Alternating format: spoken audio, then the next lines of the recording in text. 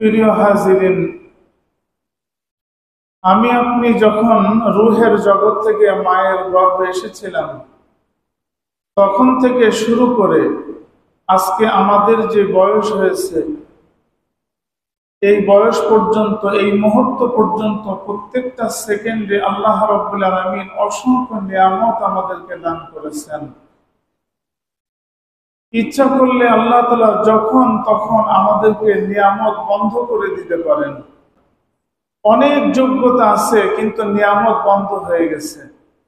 যেমন ইতিহাসের কিতাবে পাওয়া যায়, আমাদের বাংলাদেশ যখন অবিভক্ত ভারতের অন্তর্ভুক্ত ছিল তখন এই স্টেটের একজন নবাব ছিল, নবাব, যে এই এলাকা শাসন করত, কলকাতা, বাংলাদেশ এই এলাকা শাসন করত। নবাবের তো সম্পদের কোনো কম নাই, বিপুল পরিমাণ সম্পদ, এত বড় জমিদারি, কিন্তু আল্লাহ রাব্বুল আলামিন তাকে নিয়ামত থেকে বঞ্চিত করে দিয়েছেন। কোনো খাবার সে খেতে পারবে না, মাছ, মাংস, ভাত, গোশত, রুটি কিচ্ছু খেতে পারবে না, সমস্ত খাবার বন্ধ।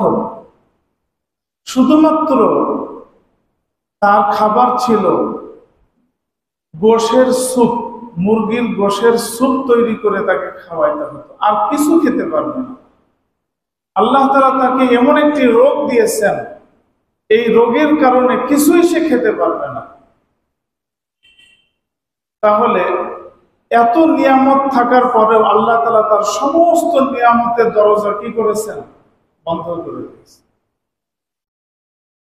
প্রিয় হাজিরিন, এই জন্য নিয়ামত যতক্ষণ পর্যন্ত থাকবে ততক্ষণ পর্যন্ত শুকরিয়া আদায় করা, যে আল্লাহ, আমি যেন মৃত্যু পর্যন্ত তোমার নিয়ামতকে ভোগ করেই মৃত্যুবরণ করতে পারি। এই দোয়া কর আল্লাহ তাআলার কাছে। আজকের খাবার, সুস্থতা, সুন্দর জীবন যাপন, এটা নিয়ামত। আমি যেন মৃত্যু পর্যন্ত নিয়ামতকে নিয়েই মারা যেতে পারি। প্রিয় হাজিরিন, আল্লাহ তাআলা একজন মানুষকে যত নিয়ামত দান করেন তার মধ্যে একটি নিয়ামত হচ্ছে কন্যা সন্তান। কন্যা, যার ঘরে কন্যা সন্তান নাই, মেয়ে নাই, তার ঘর নিয়ামত থেকে বঞ্চিত। আল্লাহ তাআলা রহমত সহজে তার ঘরে আসবে না। আল্লাহ রাব্বুল আলামিন পবিত্র কোরআন কারীমের মধ্যে কন্যা সন্তানের উপকারিতা বর্ণনা করেছেন। কিন্তু বড়ই দুঃখজনক, এই আয়াত যখন নাজিল হয় তখন আরবের যে অবস্থাটা, সমস্ত মানুষের দৃষ্টিকোণ থেকে কন্যা সন্তানকে তারা খারাপ মনে করত, এটাকে অমঙ্গল মনে করত। কারণ কন্যা সন্তান যে কত বড় নিয়ামত এটা আরবরা বুঝতে পারেনি, এর ব্যবহার তারা করতে পারেনি। আজকে সারা পৃথিবীর মধ্যে আমাদের কন্যাদেরকে তাদের ভোগ্য পণ্য হিসেবে, মার্কেট প্রোডাক্ট হিসেবে তারা দেখাচ্ছে আমাদেরকে সারা পৃথিবীর মধ্যে। ইউরোপ, আমেরিকার মধ্যে একটা কন্যা হচ্ছে প্রোডাক্ট, একটা পণ্য। তাকে ব্যবহার করবে, যখন ব্যবহার শেষ হবে তাকে ছুঁড়ে ফেলে দেবে। কিন্তু পবিত্র কোরআন একটা নারীকে যে মর্যাদা দিয়েছেন, যে মঙ্গল বলেছেন, কল্যাণ বলেছেন, এই আয়াত যখন নাজিল হলো, এর আগের মানুষের অবস্থা আল্লাহ তাআলা পবিত্র কোরআনে সূরাতুন নাহল 58 নম্বর আয়াতের মধ্যে আল্লাহ তাআলা বলছেন, মুসলমান বন্ধুরা আমার, আল্লাহ তাআলা বলেন, ইদা বুশিরা আহাদুহুম বিল উনসা যাল্লা ওয়াজহুহু মুসওয়াদ্দাও ওয়া হুয়া কাযীম। যখন কোন মানুষকে সংবাদ দেওয়া হতো আপনার একটি কন্যা সন্তান পৃথিবীতে এসেছে, যখন কোন বাবাকে বলা হতো আপনার একটা কন্যা সন্তান এসেছে, স্ত্রী যখন তার স্বামীকে বলতো আপনার একটা কন্যা সন্তান হয়েছে, পরিবার থেকে যখন জানানো হতো আপনার একজন কন্যা সন্তান হয়েছে, যাল্লা ওয়াজহুহু মুসওয়াদ্দার সঙ্গে সঙ্গে তাদের মুখ কালো হয়ে যেত, অহুয়া কাযীম। আল্লাহ তাআলা বলেন তারা বড় দুঃখিত হতো, বড় চিন্তিত হতো, মনে মনে পরিকল্পনা করত যে এই মেয়েকে কোনোদিন সমাজের মানুষের কাছে আমি দেখাবো না, এই মেয়েকে আমি কোনোদিন সমাজের বাইরে বের করব না, কোনো আত্মীয় স্বজনের কাছে নেব না, পরিবার পরিজনের কাছে নেব না, কোনো মানুষকে জানাবো না আমার একজন কন্যা সন্তান হয়েছে। এই সিদ্ধান্ত মানুষ গ্রহণ করত, অথবা রাত্রের অন্ধকারে অথবা দিনের আলোতে গভীর জঙ্গলের মধ্যে মাটি খুঁড়ে তাদেরকে জীবন্ত দাফন করে দেওয়া হতো, যাতে কন্যা সন্তানের বাবা হবার লজ্জা তার জীবনে না থাকে।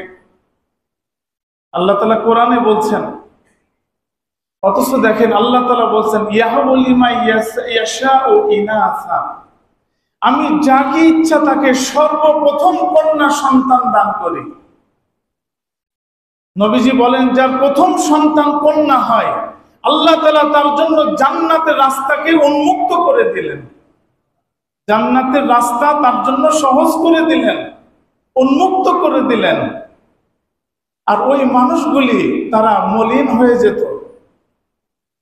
হযরত দাহিয়া কালবি রাদিয়াল্লাহু তাআলা আনহু যখন মুসলমান হলেন, নবীজি সাল্লাল্লাহু আলাইহি ওয়াসাল্লাম মসজিদে নববীর মধ্যে তাকে বলছেন, দাহিয়া তুমি তো জাহালাতের জামানার মধ্যে খুব প্রসিদ্ধ ছিলে যে তোমার 10 জন কন্যা সন্তান হয়েছিল, তুমি 10 জনকে জীবন্ত কবর দিয়েছিলে, সমস্ত মানুষ তোমার ব্যাপারে জানে। আচ্ছা বলো তো, তোমার কন্যা সন্তানকে তুমি যখন দাফন করতে, জীবন্ত দাফন করতে, মাটির মধ্যে পুঁতে দিতে, তখন তোমার অনুভূতি কেমন ছিল, তোমার আবেগ, তোমার অবস্থা কেমন ছিল, একটু বলো তো দেখি। সাহাবায়ে কেরাম আছেন, নবী আলাইহিস সালাতু ওয়াস সালাম আছেন, দাহিয়া কালবি রাদিয়াল্লাহু তাআলা আনহুর পূর্বের সময়ের কথা মনে পড়ে গেল। তিনি বলেন, ওগো রাসূল, 10ম নম্বর কন্যা যখন আমার আসলো পৃথিবীতে, এর আগে 9 জন কন্যাকে আমি জীবন্ত কবর দিয়েছি, দাফন করেছি, জীবিত কন্যাকে। 10ম নম্বর কন্যা যখন একটু বড় হলো, হাঁটাচলা করতে পারে, কথা বলতে পারে, একটু বড় হয়েছে, 6-7 বছর, 7-8 বছর বয়স, তখন আমি সিদ্ধান্ত গ্রহণ করলাম এই কন্যাকে আমি রাখবো না, কারণ মানুষের কাছে আমি মুখ দেখাতে পারবো না। আমি নির্ধারিত একটা দিনে আমি কোদাল নিলাম, সাথে করে বস্তা নিলাম, দড়ি নিলাম, আমি আমার কন্যার মাকে বললাম আমার মেয়েকে সুন্দর করে কাপড় পরিধান করিয়ে দাও। মেয়েটা সজ্জিত হলো, আমার হাত ধরে জঙ্গলের দিকে রওনা করেছে। আমার মেয়ে জানতো না যে আজকে তার বাবা তাকে দুনিয়ার থেকে জীবিত দাফন করবে, এটা তার জানা ছিল না। নির্ধারিত জায়গায় পৌঁছার পর আমি একটা জায়গাকে দেখে সেখানে খনন কাজ শুরু করলাম। আমি খুঁড়তে থাকলাম, একাকী আমি মাটি খুঁড়তেছি। মাটি খুঁড়তে খুঁড়তে এত ক্লান্ত হয়েছে, সমস্ত শরীর ঘামে ভিজে গেছে, আমার কপালে, আমার মুখে, আমার শরীরে সব জায়গায় মাটি লেগে গেছে, কাদা লেগে গেছে। বারবার কাদাগুলি, মাটি আমার শরীরে ছিটিয়ে আসছে। আমার কলিজার টুকরা মেয়ে বারবার আমার কাছে তার পরনের সুন্দর কাপড়টা দিয়ে আমার কপাল মুছিয়ে দিচ্ছে, আমার শরীর থেকে মাটি মুছে দিচ্ছে, কপাল থেকে মাটি মুছে দিচ্ছে। মেয়ে আমাকে জিজ্ঞাসা করছে, আব্বা আপনি এত কষ্ট করছেন কেন? আপনি এত কষ্ট করে গর্ত খুঁড়ছেন কেন? আপনি এত মেহনত করছেন কেন? পরিশ্রম করছেন কেন? আমি আমার মেয়ের এই প্রশ্নের কোনো জবাব দিতে পারি না। যে মেয়েটা তার কাপড় দিয়ে আমার চেহারাকে মুছে দিচ্ছে, আমি আমার মেয়েটাকে জীবন্ত কবর দেব? বলে আমার কলিজা তখনও বিগলিত হয়নি। নবীজিকে বলছেন, ওগো রাসূল, আমি এত পাষাণ, আমি এত নির্দয় ছিলাম যে আমার মেয়ে আমাকে এত ভালোবাসা দিচ্ছে, কিন্তু আমার হৃদয় বলে নাই। যখন গর্ত খোঁড়া শেষ হয়েছে, আমার মেয়েকে নিচে নামিয়ে একে একে আমি যখন মাটি চাপা দিচ্ছি, আমার মেয়ে কিছুটা অনুভব করতে পেরেছে। যখন বুক পর্যন্ত চলে এসেছে, আমার মেয়ে বলছে, আব্বা আপনি আমাকে ত্যায্য পুত্র করে দেন, বাড়ি থেকে বের করে দেন, কোনোদিন আপনাকে আমি আব্বা বলে ডাকবো না, কিন্তু আপনি আমাকে জীবন্ত কবর দিয়েন না। কোনোদিন আপনাকে আমি বাবা বলে ডাকবো না, কোনোদিন আব্বা বলবো না, আপনি আমাকে কবর দিয়েন না। বলে আমার মেয়ের এই আবেগ, এই কথা আমার হৃদয়কে বিগলিত করতে পারেনি। নবীজি সাল্লাল্লাহু আলাইহি সাল্লাম শুনছে না, চোখ থেকে পানি বের হচ্ছে।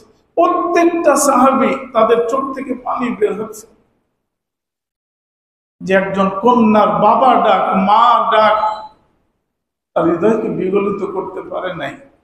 তিনি অনুতপ্ত হয়েছেন, আল্লাহ তাআলা তার তওবাকে কবুল করেছেন। নবী আলাইহিস সালাতু ওয়াস সালাম তখন ঐতিহাসিক হাদিস বর্ণনা করেছেন। এই ঘটনা শোনার পর নবীজি বলেন, আল্লাহ পাক যাকে কন্যা সন্তান দান করেন, 3টা, 2টা অথবা 1টা, সে যদি কন্যাকে জান্নাতের উপযুক্ত বানাইতে পারে তো আল্লাহ তাআলা তার জন্য জান্নাত বরাদ্দ করে দেবেন। প্রিয় ভাইরা আমার, কন্যা সন্তান একটা নিয়ামত, জান্নাতে যাওয়ার একটা নিয়ামত। পুত্র সন্তানের কোনো ফজিলত এভাবে বর্ণিত হয়নি, কিন্তু যেই কন্যা সন্তান আমার আপনার জন্য নিয়ামত, আমি কি আমার কন্যাকে জান্নাতের পথে ধাবিত করতে পারছি? আমার কন্যা কি জান্নাতের উপযুক্ত হচ্ছে? আল্লাহ রাব্বুল আলামিন কন্যাকে কিভাবে তৈরি করতে হয়, সাজাতে হয়, কন্যাকে কিভাবে জান্নাতের উপযুক্ত করতে হয়, কন্যাকে কিভাবে জান্নাতের মেহমান বানাতে হয়, আল্লাহ তাআলা 2টা সূরার মধ্যে সবথেকে বেশি বর্ণনা করেছেন। সুন্দর কাপড় কিনে দেওয়া, সুন্দর কসমেটিক্স কিনে দেওয়া, সুন্দর ডেকোরেশন করা, বিউটি পার্লারে সাজানো, এটাকে সুন্দর সাজানো বলে না। একটা কন্যাকে জান্নাতের মতো সাজাইতে হবে, জান্নাতি মানুষের মতো সাজাতে হবে। এই নিয়ামতটাকে যদি আপনি সাজাইতে পারেন আল্লাহ পাকের চাহিদা অনুযায়ী, তাহলে আমার আপনার কন্যা হবে জান্নাতের মেহমান। আর ওই জান্নাতের মেহমান তার বাবা মাকে জান্নাতের দিকে টেনে নিয়ে যাবে। মুসলমান বন্ধুরা আমার, আমি আপনাদেরকে কিছু উদাহরণ পেশ করছি। সূরা আহজাবের মধ্যে এবং সূরা নূরের মধ্যে আল্লাহ তাআলা কন্যা সন্তানকে, স্ত্রীকে, আমার মাকে, আমার পরিবারকে কিভাবে সজ্জিত করতে হবে আল্লাহ তাআলা আমাদেরকে শিখিয়েছেন। কোন মানুষের উপরে আল্লাহ তাআলা এই দায়িত্ব দান করেননি। সর্বপ্রথম সূরাতুল আহজাব 58 নম্বর আয়াত, আল্লাহ রাব্বুল আলামিন পৃথিবীর সমস্ত জান্নাতি মহিলা, যেই মহিলা জান্নাতি হতে চায়, আমার কন্যা সন্তান যদি জান্নাতি হতে চায়, আমার স্ত্রী যদি জান্নাতি হতে চায়, আমার মা যদি জান্নাতি হতে চায়, আল্লাহ রাব্বুল আলামিন নবীজিকে বলেন, ইয়া আইয়ুহান নাবিয়্যু, হে আমার প্রিয় নবী রাসূলুল্লাহ সাল্লাল্লাহু আলাইহি ওয়াসাল্লাম, কুল্লি আজওয়াজিকা ওয়া বানাতিকা ওয়া নিসাইল মুমিনিন, আপনি আপনার সর্বপ্রথম আপনার স্ত্রীদেরকে বলেন, এরপরে আপনার কন্যা সন্তানদেরকে বলেন, পৃথিবীর সমস্ত মুমিন বান্দা যারা আছে তাদের স্ত্রীদেরকে আপনি একটা কথা জানাই দেন। আল্লাহ তাআলা বলছেন, ইউদনিনা আলাইহিন্না মিন জালাবিবিহিন্না। 1 নম্বর, কন্যা সন্তানকে সজ্জিত করা। যখন কন্যা সন্তান প্রাপ্তবয়স্ক হয়ে যাবে তখন প্রত্যেকটা কন্যা সন্তানকে বলেন তারা এমন একটা কাপড় পরিধান করবে যে কাপড়টা তাদের মাথা থেকে পা পর্যন্ত ঢেকে দেবে। মুসলমান বন্ধুরা আমার, এটা চাদর হতে পারে, এটা বোরকা হতে পারে, এমন কোন পোশাক হতে পারে যে পোশাকটা প্রাপ্তবয়স্ক হওয়ার পরে মাথার উপর থেকে পা পর্যন্ত ঢেকে দেবে। এটা আল্লাহ রাব্বুল আলামিন নিজে হুকুম করেছেন। একজন জান্নাতি মহিলার মধ্যে এই 1 নম্বর সজ্জিত এই রকম করতে হবে। যালিকা আদনা আইয়ুরাফনা, এই মহিলা যখন এত সুন্দর করে মাথা থেকে পা পর্যন্ত ঢেকে বাইরে যাবে, এই মহিলাকে কষ্ট দেওয়ার মতো কোনো পুরুষ খুঁজে পাওয়া যাবে না। এই মহিলাকে তারা চিনতে পারবে না, ছোট কি বড়, প্রাপ্তবয়স্ক, অপ্রাপ্তবয়স্ক, বিবাহিত না অবিবাহিত, আমার আত্মীয় না বাইরের মহিলা, এটা চিনতে পারবে না।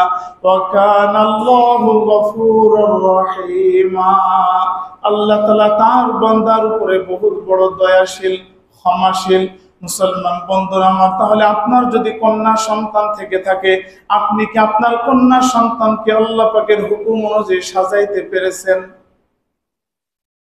আল্লাহ তাআলা যেটা সাজাতে বলছেন আপনি কি পেরেছেন? আপনার কন্যা সন্তান কি এমন একটা কাপড় পরে যে কাপড়টা মাথা থেকে পা পর্যন্ত ঢেকে যায়? যদি আপনি এই সাজাইতে না পারেন, তাহলে আপনি আপনার নিয়ামতকে নষ্ট করেছেন।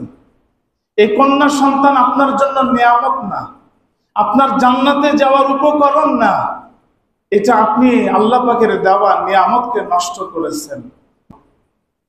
দ্বিতীয় নম্বর, আল্লাহ তাআলা বলছেন আম্মা জানরা যখন ঘরের মধ্যে থাকেন, নবীর স্ত্রীরা যখন ঘরের মধ্যে থাকেন, বাইরের থেকে কোনো পুরুষ যদি কোনো কিছুর প্রয়োজন হয়, তাহলে তাদের কাছে সরাসরি দেখা করার কোনো সুযোগ নাই। যেমন আল্লাহ তাআলা পবিত্র কোরআনে সূরা আহজাবের মধ্যে বলে দিয়েছেন, ওয়াইদা সাআলতুমুহুন্না, আল্লাহ তাআলা বলেন, হে সাহাবায়ে কেরাম, যদি তোমরা নবীর স্ত্রীদের কাছে কোনো কিছু চাইতে যাও, কোনো প্রয়োজনের কারণে নবীর স্ত্রীর বাড়ির মধ্যে, ঘরের মধ্যে যদি কোনো কিছু প্রয়োজন থাকে, যেমন আপনি কোনো বাড়িতে গেছেন, ওই বাড়িতে বিশেষ কোনো প্রয়োজন আছে, কোনো বস্তু আছে, আপনি গেছেন বাড়িতে কোন ওই জিনিসটা চাওয়ার জন্য, আল্লাহ তাআলা বলে ইদা সাআলতুমুহুন্না মাতাআন, কোন ব্যক্তির কাছে যদি তোমরা নবীর স্ত্রীদের কাছে কোনো কিছু চাইতে যাও, ফাসআলুহুন্না মিন ওয়ারাই হিজাবিন, তোমরা পর্দার অন্তরাল থেকে বস্তুটা চাইবে, খবরদার ঘরের মধ্যে প্রবেশ করবে না, বাড়ির মধ্যে প্রবেশ করবে না, নবীর স্ত্রীদের চেহারা দেখানো যাবে না, কোন নবীর স্ত্রীর চেহারা কোন পর পুরুষ দেখতে পারবে না। ও মুসলমান বন্ধুরা আমার, তাহলে একটা জিনিস দেখেন তো, আমার কন্যা সন্তান 14 জন পুরুষের সাথে দেখা করা জায়েজ, বাদ বাকি পৃথিবীর সমস্ত পুরুষের সাথে দেখা করা আমার কন্যা সন্তানের জন্য হারাম। আমার কন্যা তার চেহারা দেখাইতে পারবে না, কোনো কাজের লোককে পারবে না, চাচাতো ভাইকে পারবে না, ফুফাতো ভাইকে পারবে না, কোনো কর্মচারীকে পারবে না। তাহলে আল্লাহ তাআলা বলেন কোন মহিলার কাছে কিছু চাইতে গেলে পর্দা অন্তরাল থেকে চাবে। অথচ আমাদের পরিবেশের মধ্যে, একই পরিবারের মধ্যে শ্রমিক কাজ করছে, দেবর ঘোরাফেরা করছে, চাচাতো ভাই চাচাতো বোনের সাথে গল্প করছে, ফুফাতো ভাই ফুফাতো বোনের সাথে গল্প করছে, বয়ফ্রেন্ডের সাথে আমার মেয়ে গল্প করছে, একই কোচিং সেন্টারে পড়তে গেছে, আমার বাড়িতে আসছে, মেয়ে বলছে এটা আমার বয়ফ্রেন্ড।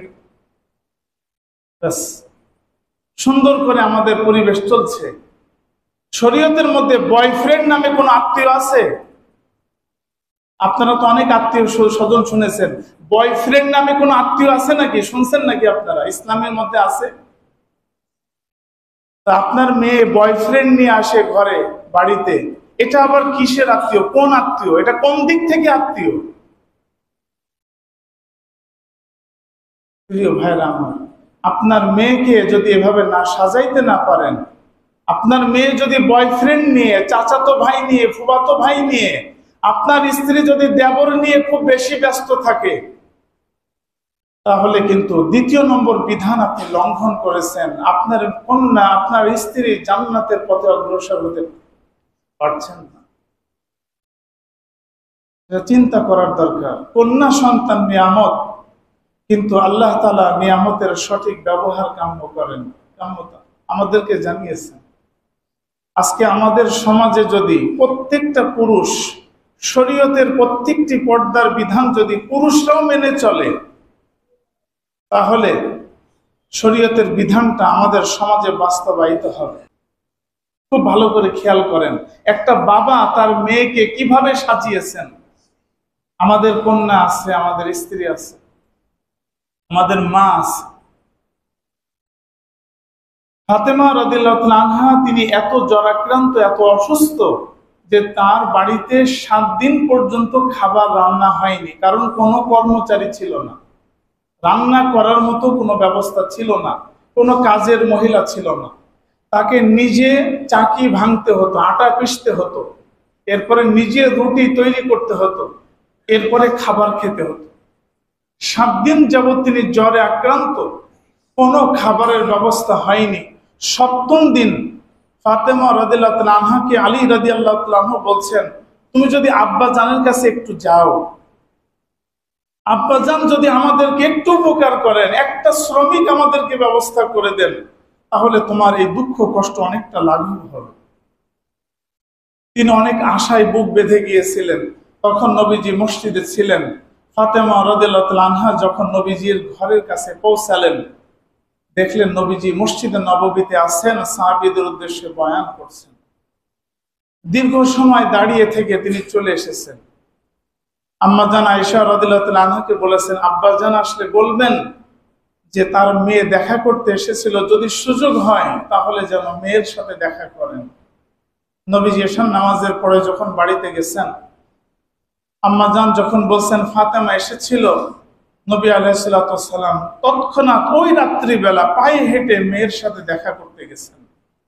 কারণ মেয়ে এমন একটা সম্পদ, বাবা দিলের মধ্যে যে ভালোবাসা, এটা কন্যা সন্তান ছাড়া বাবা বুঝাইতে পারবে না। নবীজি গেলেন, ঘরের বাইরে সালাম দিলেন। আলী রাদিয়াল্লাহু তাআলা আনহু দরজা খুলে দিলেন। নবীজি ঘরের মধ্যে প্রবেশ করলেন। ফাতেমা রাদিয়াল্লাহু তাআলা আনহার মাথার কাছে বসে ভালো করে আদর করছেন। নবী আলাইহিস সালাতু ওয়াস সালাম যখন আদর করছেন, ফাতেমা রাদিয়াল্লাহু তাআলা আনহা তিনি ডুকরিয়ে কেঁদে উঠছেন। অসুস্থ মানুষ, এক সপ্তাহ যাবত খাবার খান না। নবী আলাইহিস সালাতু ওয়াস সালামকে বলছেন, আব্বা জান, আমাদেরকে কি এভাবেই কষ্ট করে মৃত্যুবরণ করতে হবে? আপনার কন্যা তো অনেকদিন যাবত কোনো খাবার খেতে পারেনি, এভাবেই কি কষ্ট আমাদেরকে করতে হবে? নবীজি সাল্লাল্লাহু আলাইহি সাল্লাম বলছেন, ফাতেমা, তোমার আব্বা আল্লাহর কসম গত 3 দিন যাবত কোনো খাবার তোমার আব্বার হয়নি। মুসলমান বন্ধুরা আমার, নবীজি বলছেন, ফাতেমা, তুমি যে অসুস্থ, তোমার যে খাবার হয়নি, এটা তোমার বাবার হৃদয়কে দুঃখ দেয়নি, কিন্তু তোমার বাবা বড় কষ্ট পাবে, তোমার বাবা বড় ব্যথা পাবে, বেদনা পাবে যদি সেই দিন তুমি দুঃখ দাও। যেদিন সমস্ত মানুষ জান্নাতের পথে যাবে আর নবীর মেয়ে যদি জাহান্নামের পথে যায়, সেই দিন তোমার বাবা যে কষ্ট আর দুঃখ পাবে, এই দুঃখ কোনোদিন শেষ হবে না। নবীজি বলছেন, ইয়া ফাতেমা আনকিদি নাফসিকি আনিন নার। নবীজি বলেন, ফাতেমা, দুনিয়াতে দুঃখ হোক, কষ্ট হোক, তুমি জাহান্নাম থেকে নিজেকে বাঁচার চেষ্টা করো, একদিন তোমার এই দুঃখ কেটে যাবে। কিন্তু যদি তুমি জাহান্নামে যাও, তোমার এমন দুঃখ হবে যে দুঃখ কোনোদিন কাটবে না। ইয়া ফাতেমা আনকিদি নাফসিকি আনিন নার। ফাতেমা, তুমি নিজেকে জাহান্নাম থেকে বাঁচানোর চেষ্টা করো। মুসলমান বন্ধুরা আমার, ফাতেমা তো এমন ছিলেন, জীবিত অবস্থায় কোনো পুরুষ মানুষ তার চেহারা দেখে তো নাই, বরং তার বডির মাপ পর্যন্ত দেখে নাই। এমনকি মৃত্যুবরণের পূর্বে তিনি ওসিয়ত করেছেন, আমি যখনই মারা যাই না কেন, রাত্রির গভীর অন্ধকারে আমাকে দাফন দেবেন, দিনের বেলা কোনোদিন দাফন দেবেন না, যাতে কোনো সাহাবী আমাকে যখন কবরে নামাবে, অথবা আমার যদি জানাজার নামাজ হয়, কোন সাহাবী যেন আমার দৈর্ঘ্য প্রস্থ বডির আকার আকৃতি দেখতে না পারে। মুসলমান বন্ধুরা আমার কন্যা তো এমন হবে, আমার কন্যাকে আল্লাহ তাআলা পবিত্র কোরআনে যেভাবে সাজাইতে বলেছেন, আমার কন্যাকে যদি আমি এভাবে সাজাইতে পারি, 14 জন পুরুষ ছাড়া কোনো পুরুষকে আমার কন্যা দেখা দেবে না, তার চেহারা দেখাবে না, কোনো বয়ফ্রেন্ড থাকবে না, চাচাতো ভাই মামাতো ভাইকে চেহারা দেখাবে না, আমার স্ত্রী 14 জন পুরুষ ব্যতীত কোনো পুরুষের সামনে চেহারা খুলবে না, রাস্তাঘাটে চলতে গেলেও কোনো পুরুষ আমার স্ত্রীর চেহারা দেখবে না। তাহলে এই নিয়ামতকে আমি জান্নাতের পথে অগ্রসর করতে পারলাম।